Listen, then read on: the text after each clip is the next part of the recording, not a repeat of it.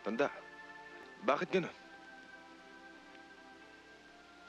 Nitong mga nakaraang araw, muntik na ako namatay sa bugbog. Sinibat ako ng balaro sa tadyang. Binilad ako sa tirik ng araw. Pinaso mo pa kamay ko. Pero, tingnan mo, ni walang marka. Ay talagang ganon. Ano? Anong ganun? Ano ka ba? Mangkukulam? Ba, wala akong kinalaman sa lahat ng yan, Flavio. Ikaw ang may kagagawa niyan. Bakit ako? Dahil ikaw ang panday. Kalokohan.